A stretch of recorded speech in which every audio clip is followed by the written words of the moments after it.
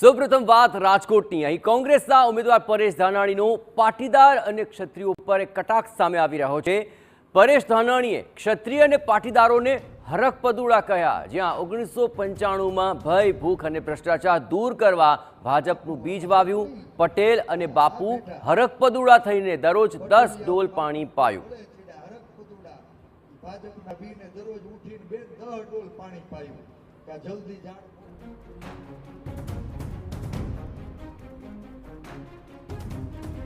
तो आ विवाद थयो गयो छे निवेदन बाद, અને હવે આ નિવેદન બાદ આ વિવાદને તૂલ આપવામાં આવી રહી છે, જ્યાં પરેશ ધાનાણીએ ક્ષત્રિય અને પાટીદારોને લઈને આ નિવેદન આપ્યું હતું અને બંનેને 1995ની યાદ અપાવીને ભય, ભૂખ અને ભ્રષ્ટાચાર દૂર કરવા ભાજપનું બીજ વાવ્યું। અને એટલું જ નહીં, આ સમગ્ર મામલે પટેલ અને બાપુ હરખપદુડા થયા હોવાનું તેમણે નિવેદન આપ્યું હતું। આપણે 18 વર્ષે એક થઈ ભય, ભૂખ, ભ્રષ્ટાચાર નાબૂદ કરવા ભાજપનું બી વાવ્યું।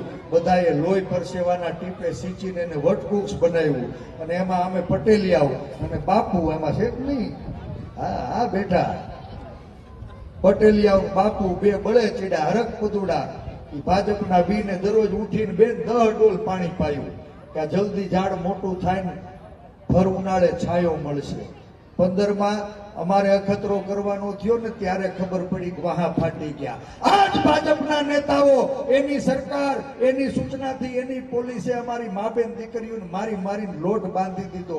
હે એના શિયાળની લાજ બચાવવા માટે બોર જેવડા આહું પડે દડ એના આહુડાયાના અહંકારને ઉગાડી ન આવ્યા। હું તેથી કહેતો હતો કે વારા ફરતી વારો ને મેં પછી ગારો, કોઈ બાકી રૂસ ખરા?